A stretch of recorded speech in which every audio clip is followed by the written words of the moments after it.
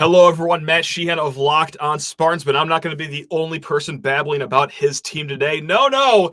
We got good old Kane Rob over there of Locked on Gophers. Kane, are you like us over in Michigan? Are you just freezing your you-know-what off? Or how are we doing over there in your neck of the woods? It's just as freezing. And I feel like, after being in this area for nearly 3 decades, you'd think I'd get used to it, but it always hurts just as bad. It always feels terrible. And I always ask myself, why do I still live here? Why? And I still have yet to come up with a good reason. I almost cried doing the 8 steps it takes to get from my front door to my car in the driveway. I'm a very feeble, delicate flower, Kane. I'm not built for -4 wind chill. Like, get this absolutely out of here. But hey, you know what? We're going to talk a little bit about basketball, and luckily, Breslin Center still has a roof. This will be an indoor, climate-controlled game. It will be fun. We'll talk about that in segments 2 and 3.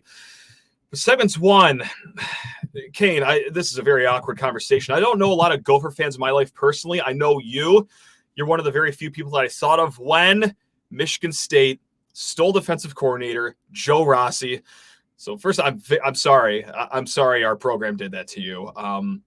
Thoughts? I guess we'll just start with that. Like, was that hard to see, or is it sort of a thing like, game is the game, and Joe Rossi wasn't that great anyway? Just what are your thoughts on your old defensive coordinator over there? I mean, if I'm being real with you, I'm still a little salty. I'm not going to lie about it. Like, I was a big fan of Joe Rossi. I think he was a big part of this program. If people just look at what happened last season, then you might see some folks go, okay, well, why are they mad? Why are they salty? But the thing is, last season had so many different things and aspects to it that led to some of the statistics, some of the production we saw, with injuries, with having to play true freshmen at positions, playing third, fourth string players at sometimes. You're not going to be able to run the type of defense that you are. And typically how he kind of responded in different ways, I still was impressed by some of the outings that they had. Now, there were little blips here and there last season where you'd love to see some better adjustments or quicker adjustments. But overall, I think Joe Rossi brings a lot to the table. And you saw that in his production in the 2021 season, the 2022 season, and how different it was. You're talking about in 2022 or in 2021, they had lacked turnovers and they hadn't really caused many turnovers, but they had really focused more on getting sacks, getting pressures and those things. Then you flip it to 2022, the secondary was more of a strength for the Gophers. And he leaned into that. He played to the skill set of his players, and they really had more success in the passing defensive game. They flew to the ball. They were weeding out the short action game, and they saw more turnovers at that fact. So he really suits his defense to the personnel that he has, and I think that is very undervalued as a coach. And look, last year, I'm actually glad you brought last year up, because it seems like when the Spartans and the Gophers met up, there were 80 combined healthy players between the two teams when we finally eventually met up. And yeah, injuries being an issue, certainly a thing in East Lansing, amongst many other issues, of course. I'm not going to say that injuries were the only thing we had going on last year, but so with all the injuries and everything going on, just what did impress you the most with Joe Rossi's defense, despite taking a statistical step back from those great years that you did mention?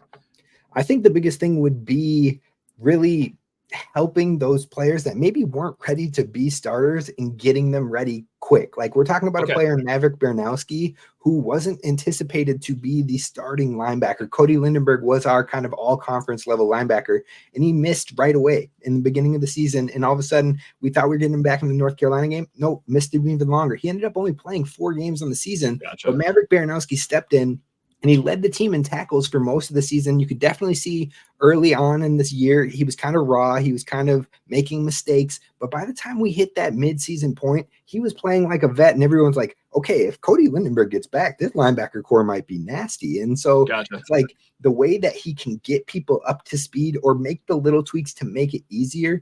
I think that's what really impressed me with this season. Even with the injuries and whatnot, it felt like the next man up still found a way to produce. And when we break down Joe Rossi, what I've been saying in the last few weeks since the hiring is that he doesn't really have like a hard set scheme. It is pretty fluid to the situation of the game, the strengths that his own player has. Is that a fair assessment of how he runs his defense, or is it a little more structured than I'm letting to believe? No, I think you're leaning in the right way there. I really do think it really depends on the structure he has. And that's one thing I love about him. I think that he leans into the talent that he has. And if that changes, he's not afraid to shift away from it. He's not one of those coaches that's like, my scheme is my scheme, and if you don't fit it, better luck elsewhere. It's like he really likes to hone in on what those players are good at and what they do. And we've seen a lot of people thrive from it. I mean, Boye Mafe, Asezi, Tomewu, they both ended up NFL players. Jack Gibbons came in as a transfer, produced immediately as a linebacker transfer under him. He works really well with linebackers. I feel like you hear a lot of players from his time here at Minnesota that maybe didn't go on to do amazing things at the NFL, but some of them are finding ways. Jack Gibbons didn't get drafted, but he's contributing with the Titans. Thomas Rush found a way onto a practice squad. Mariano Sorin-Marin, everybody at least had heard of him in that college space with how productive he was, the leadership elements he brought. So then you talk about Cody Lindenberg, who everyone is still excited about, but you could see just how much that linebacker room never really tailed off, no matter the departures, no matter the new people coming in. He found a way to get production, whether it was a 4-star guy or if it was a walk-on. I'm glad you brought up the stars, because that's where I wanted to go to next, the recruiting. Now, obviously, he already has had an impact for at least one player for Michigan State's class. Brady Pretzlaff, the linebacker that was committed to Minnesota, but now staying in state with Michigan State. But just aside from just him, the last few years, how was his recruiting? And obviously, you got to look at it through a different lens. It's not like he's recruiting to Ohio State or a Penn State or anything like that. It has its limitations over there in Minnesota. But with that said, how did he do overall on the recruiting trail, in your opinion? Yeah, I think he did well. I mean, I think he shoots people straight, and I think that hits with a lot of recruits, and he builds a really good bond with them. I mean, you can see the bond that he had with Brady Pretzlaff was enough to really want Brady to go that way. And I know that it played a big impact for him, because I talked to Brady and his father at times off the grid a little bit, and they definitely were really torn on leaving Minnesota. He really wanted to hold his word, but at the same time, being closer to home, his connection with Joe Rossi, all of that added up to the point where he was like, I really want to do this. And it was tough for him. So I know that bond that he built was super strong, and I'm sure that others would say the same. I know Cody Lindenberg, he's ready to stay here with Minnesota and kind of be the next man up, but he talked about that relationship was really good, and he's got nothing but love for him moving forward. And I think that's the sentiment with a lot of Gophers fans is, yes, we're kind of sad, we're kind of salty about it, but at the same time, nobody's like, man, forget Joe Rossi, I hate Joe Rossi. No, everyone's like, man, I want him to do great, he's going to do good things, like he's a good guy. So if only Oregon State fans were like that. I can't imagine that you stumble across a lot of Oregon State fans on Twitter being a Minnesota fan, but oh boy, we've been introduced to that community, and they are upset, understandably so. Yikes. So in summation of all of this, when Rossi was hired, obviously you see the great stats. You see like top 10 defense this year, doing this, scoring this, like a lot of really good, impressive stats over at Minnesota. There were some people, and I'm sure some of them were haters, and some of them were legitimately curious and wondering if this was why. It sounds like it's more of the defense and less about, it's just because he goes up against Big Ten West offenses. Because that was one, maybe the loudest thing that the minority said, is that like, the only reason they're that good is because he's going up against Iowa, and Purdue. It's like, I don't know. I don't think that, but am I just a blind homer over here? Like, is that the vibe? No, I think you're right. I think that it is the defense. He has success there, but I think you'll find what he really is predicated on is most important. And the things you will, no matter what, I know that Michigan State, what to expect from the defense is explosives are not acceptable in any way possible. No explosives are a thing that can happen. If they do, you are going to get an earful from it. On top of that, he makes adjustments mid-game. So things might look shabby at the beginning of a game, or things might be like, what is happening? I'm not used to seeing this from our defense. That second half is probably where you're going to be like, we turned it on. We got it done. Like, where did this defense, why didn't you play like this in the first half? You might get that, but he's great at those mid-game adjustments. So those are two things to absolutely that he brings to the table. But then also, I think the biggest drop-off for the Gophers last season, as opposed to the first two seasons or the 2 seasons prior, were the third down efficiencies. When he can have a defense that can get off the field in third down, they're elite. They're one of the best in the country, top 20, and that showed in those first 2 years, even doing it in different ways. But third down is his money down, and if you can't find a way to create third and longs, third and sevens and whatnot and get off the field, that's where you start to struggle, and I think that's where the youth started to hurt Minnesota in this past season. Is a missed tackle on third down isn't acceptable. An explosive play on third down isn't acceptable, and he knew that, but he was still ingraining it in his players. So I think you'll see that come time with Joe Rossi. Love it. And I'll get you off the hot seat about Joe Rossi. I'll make you stop talking about the defensive coordinator that we snatched over here. I'm sorry. But I'm still going to keep you on the hot seat next segment because I'll pepper you about your Minnesota basketball Gophers. You'll ask me about my basketball Spartans in the following segment. But first, Kane, I need to talk to people's ears off about eBay Motors. Passion, drive, and patience. What brings home the winning trophy is also what keeps your ride or die alive. eBay Motors has everything you need to maintain your vehicle and level it up to peak performance, from superchargers, roof racks, exhaust kits, LED headlights, and more. Whether you're into speed, power, or style, eBay Motors has got you covered. With over 122 million parts for your number one ride or die, you will always find exactly what you are looking for. And with eBay Guaranteed Fit, your part is guaranteed to fit your ride every time, or it's your money back. Because with eBay Motors, you are burning rubber, not cash. And with all the parts you need at the prices you want, it's easy to turn your car into the MVP and bring home that win. So keep your ride or die alive at ebaymotors.com. Eligible items only. Exclusions apply. eBay Guaranteed Fit only available to U.S. customers. Also, hey, small businesses, listen up. LinkedIn Jobs is where you got to go for all your hiring needs in the new year. At the start of the new year, every small business owner is asking themselves the same question: what is the one move I can make that'll take my business to the next level in 2024? Bada boom, bada bang. It's LinkedIn Jobs. They know that your success all depends on the team that you surround yourself with. And that's why LinkedIn Jobs has created the tools to help you find the right professionals for your team faster. And my favorite part, for free. Now, LinkedIn isn't just another job board. LinkedIn has a vast network of more than 1 billion professionals, which makes it the best place to hire. Hiring is easy when you have that many qualified candidates. So easy that, in fact, 86% of small businesses get a qualified candidate within 24 hours. So don't sit on the bench wondering, oh my God, how are things going to get better for me? No, take matters in your own hands with LinkedIn Jobs. Post your job for free at linkedin.com/lockedoncollege. That's linkedin.com/lockedoncollege to post your job for free. Terms and conditions, you got that right, buckaroo, they apply. And Kane, I got to call myself out really quick, because if you're watching on YouTube, over there in the corner, it says Locked On Crossover. It says Locked On Spartans, and I forgot to switch out the Nittany Lions graphics. So if anyone is very astute watching on YouTube and they're wondering what's going on here, who messed that up, that's me over here. So podcast listeners would have no idea that I screwed up, but I'm just going to out myself. So I just wanted to clear that before we get into the basketball game.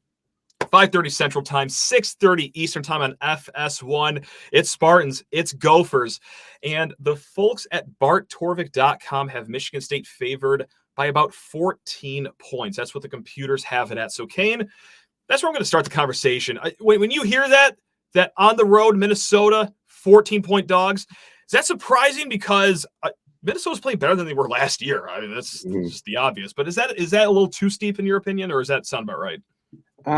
It's tough because we've seen some good moments from the Gophers on the basketball floor, but also we have seen some struggles as of late. I think they're dealing with a couple things.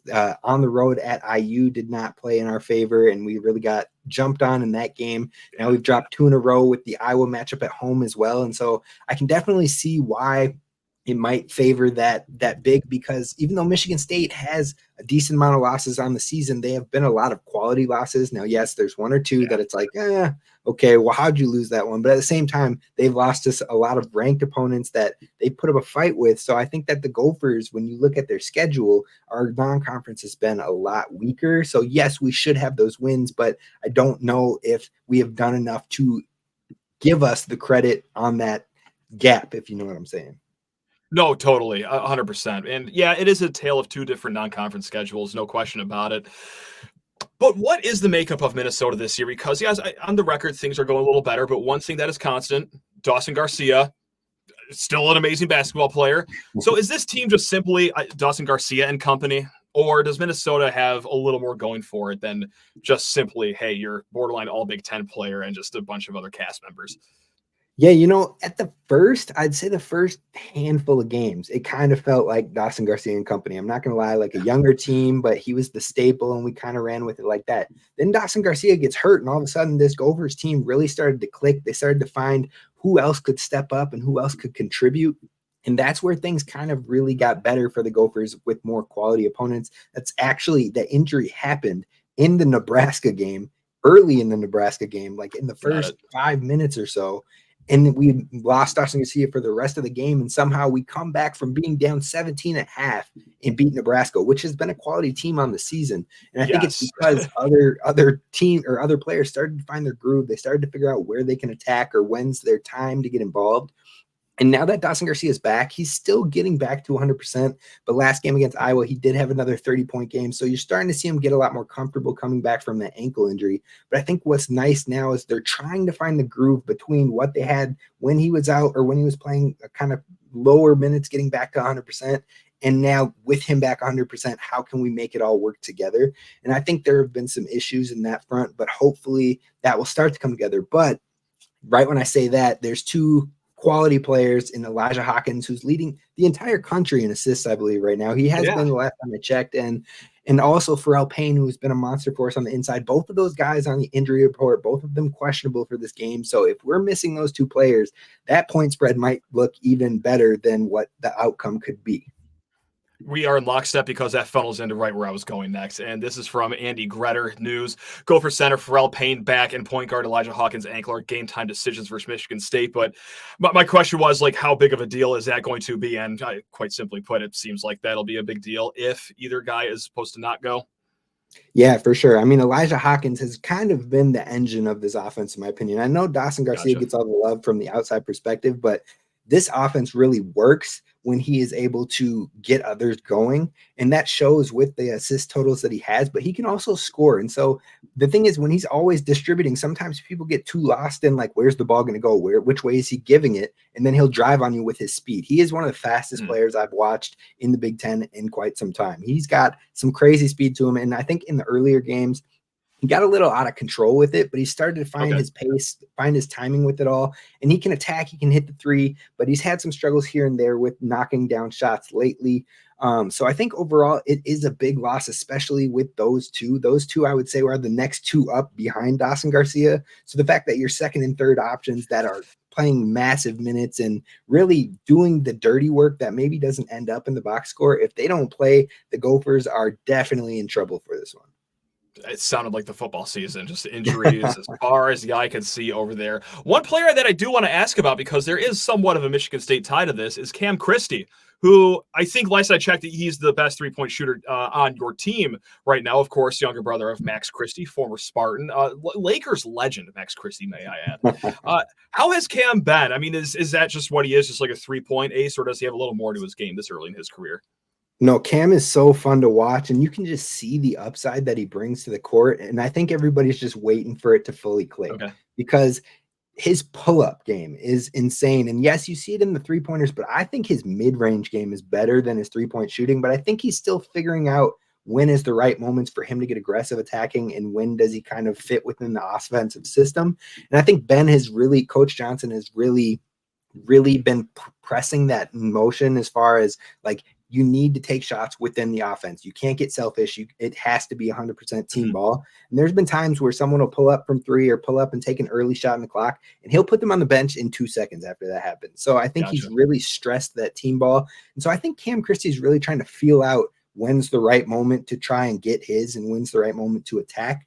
I would honestly like to see him be more aggressive because his skill set when it comes to scoring is quality. Like he doesn't look like a freshman out there on the floor, and his pull-up game, especially in the mid-range, is fun to watch. And this has, almost nothing to do with the game itself from a micro level, but just from a zoomed out level. What are your thoughts on Ben Johnson? Because over here, in Michigan, I'm rooting for Ben Johnson. And I know that last year was not the year you guys wanted, and it's a tough job over there. But there's just something about him that I'm just like, I'm truly rooting for him. But what is it like as an actual Gopher fan? Are things going well? Do you see the vision that he has, or what's it looking like?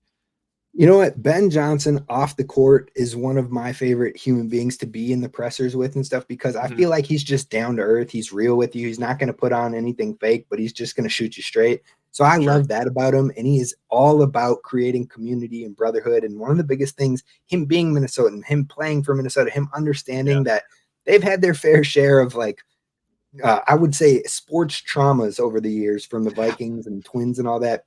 He gets that. And from day one, even my first year of covering him with Locked On Gophers, which was last season, so his year 2, he had really said, I get Minnesota sports.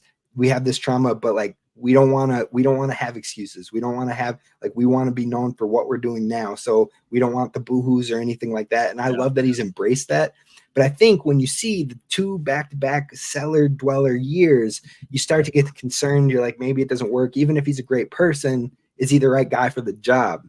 And so I think you're slowly starting to see things come together now that he's got some depth on the team. He's got some talent on the team. But the thing that really put it into perspective for me was last year, the Ohio State versus Minnesota game, where they had the coaches mic'd up, and you could hear the adjustments he was asking for. You could hear what he was saying. And all of a sudden you're like, oh, like, that makes sense. Oh, that is what we should be doing. But the players weren't capitalizing on it. They were falling out of the system. A lot of young players that were still kind of over their heads when it came to the game speed. And that showed.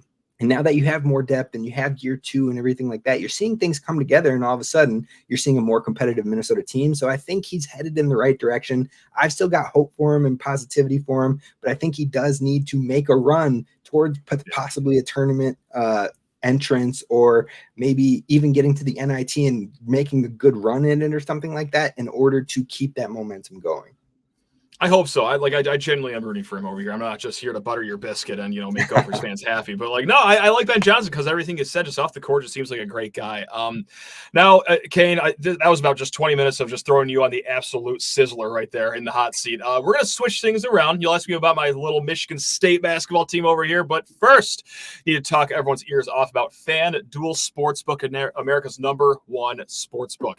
The NFL regular season is long gone, but there's still plenty of time to get in on the action with FanDuel, America's #1 sportsbook. Right now, new customers get $150 in bonus bets guaranteed when you just place a $5 bet. So for this NFL divisional weekend slate, don't even worry about the spread. Don't stress laying the points. Heck, don't even lose sleep over if it's going to win or lose. It's $150 in bonus bets, win or lose, for new customers. How easy does that get? The app is super easy to use, and there are so many ways to bet, like live same-game parlays. You can find bets in the new Explore tab, make a parlay in the Parlay Hub, the best way to find popular parlays, and so much more. You already know there's going to be some great lines, great props out for this Spartans versus Gophers basketball game too. So visit FanDuel.com/lockdown and make your first bet a layup. It's FanDuel, official partner of the NFL. All right, Kane. I'm ready.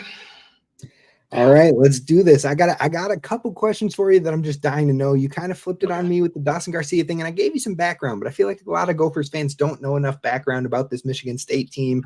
That, yes, the record might not look great, but like we said, they played against high-quality opponents. But is it the Tyson Walker show, or who has really stepped up and showed out outside of the star player who you got back this season?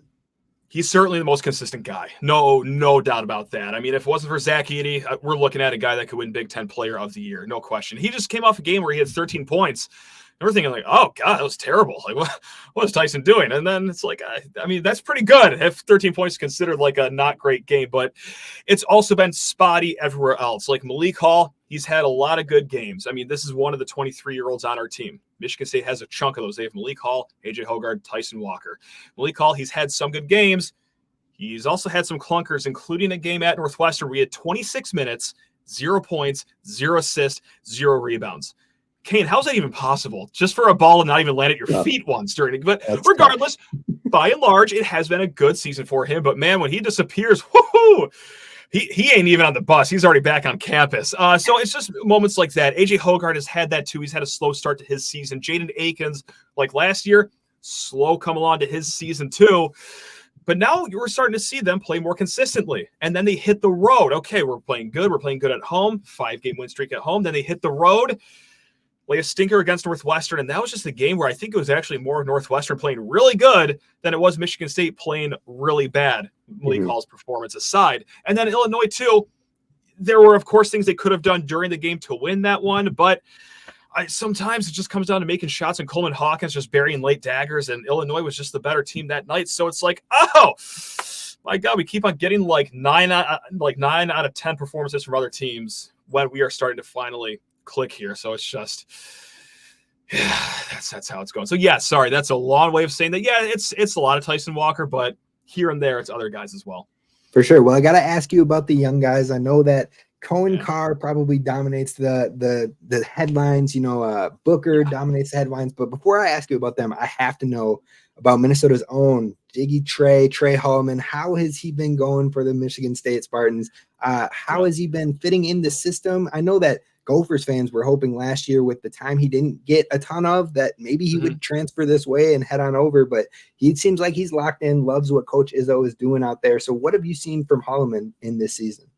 It's all jiggy over here, because we just did a whole segment on this yesterday about how Trey Hollman, at least to my eyes and a lot of Michigan State fans' eyes, is the surprise of the season.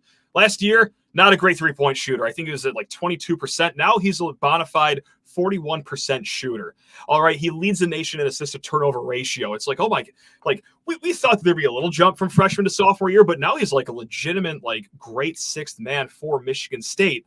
Now he has to establish it a little more on the road. He does great at home, but he's had some road games where he's a little timid, only takes 1 3-point attempt despite being a 40% shooter. But I've been blown away by Trey Hollman, because my expectations for him going into this year were not that high. I thought it'd be just another guy that just dishes the ball and plays some defense, but no, legitimate offensive threat. And that's important too, because McDonald's All-American, 5-star point guard, Jeremy Fears, likely out for the rest of the season, got shot in the leg back in his hometown just outside of Chicago. And it's like, well, Trey, we're going to need a lot of more minutes out of you, actually, bud. And he's been delivering. So, yeah, certainly a great surprise for these eyes over here, and many other Michigan State fans, too.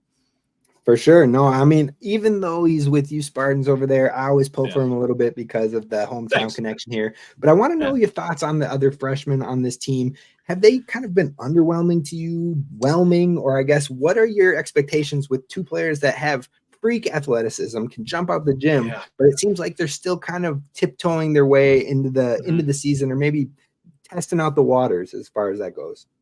I could do 45 straight minutes on this, like, without even taking a breath, but I'll try to keep it short. Cohen Carr, I would not classify him as underwhelming, but on the box score, you can see why that some people might think so. I just don't think he gets enough run. He gets benched for some mistakes. Like the other game, he got backdoored. Okay, he saw the bench immediately. And then you see fifth-year seniors getting backdoor the next possession, and they just get to play for the next 2 or 3 minutes anyway. It's like, Tom, love you. You provided so much happiness in my life. You're a Hall of Fame coach. You're a better basketball mind than I will ever be. What the hell, man? Like, we can't give the most athletic freak in the nation some more run just for making a small blip on defense. So, Cohen Carr, I've been delighted with him. He needs to see the floor more, point blank. Now, Xavier Booker, the whole offseason, despite the 5-star ranking, despite McDonald's All-American, despite being top 10 in the recruiting rankings, we on this show said, guys, it's going to be a slow burn there. Okay, this might take 2 years to get there, might even take 3. I have to say, though, I did not think it would be this slow off the starting blocks. Now, physically, that might have to be a big issue, because he's 6'10", about 85 pounds.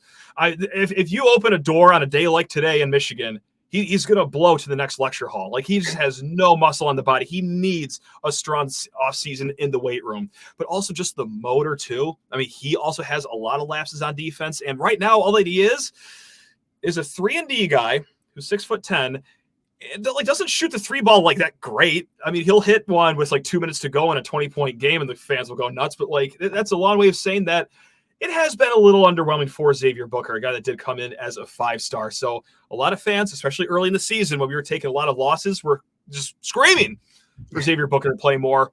But then you actually see him in the games. It's like, oh, that's why he didn't play early in the year. So that's the thing with Xavier Booker. I'm not calling it quits. I'm not calling him a bum or a wash, or that we should cut ties with him immediately. It's just it's taking a little longer than a lot of us thought. But the ceiling is still there. He has the frame. The shooting stroke does look nice.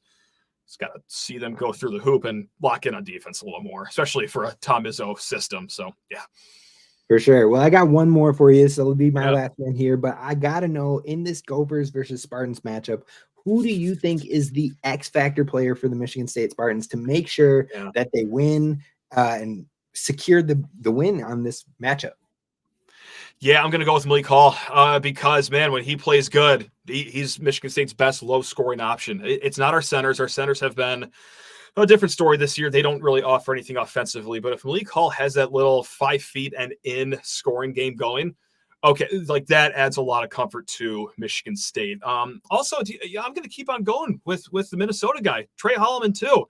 I mean, I'm feeling pretty comfortable about our guards. Tyson Walker, solid. AJ Hoggard, solid. But hey, if those guys need a blow, okay, Trey, let's keep riding this wave of momentum, man. Like, he had a really, really good game against Rutgers. I think his best game so far this season, personally.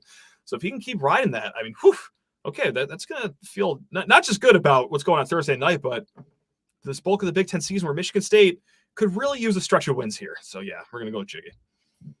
I love it. I love it. I think it's going to be a big game. I'm really worried about these injuries overall, but if they're playing, I think it should be a good one. I'd say on the Minnesota side, my X factor, if everyone's healthy, would be Braden Carrington, because Braden Carrington said to me in the offseason that he wants to be known as a Big Ten defender, as one of the best in the Big Ten, and go up against the Boo Buoys of the world and the Tominagas of the world. And you know what? He played Tominaga. He kept him 0 from 5 on the floor. So hopefully he can maybe cool down Walker a little bit in this matchup as well. But it should be a good one. I'm looking forward to it. It will be. And also first time in a long time for Spartans versus Gophers, because their only meeting last year got canceled due to the tragedy at Michigan State. So like this has been a while since we faced each other on the court. So it's good to be back. Good to be back. Spartans, Gophers. Oh, God, this is going to be a good one. 6:30 Eastern time, 5:30 Central time. A nice little dinner show for you over there in the Central time zone. So, love it. Folks, that's Kane Robb. Just fantastic work over at Locked On Gophers. He is truly the man. And I'm just Matt Sheehan, Locked On Spartans. So, yeah, you guys, I'm not missing anything over here. But, guys, until then, hey, roll the boat. Go green. Love you all. Let's go.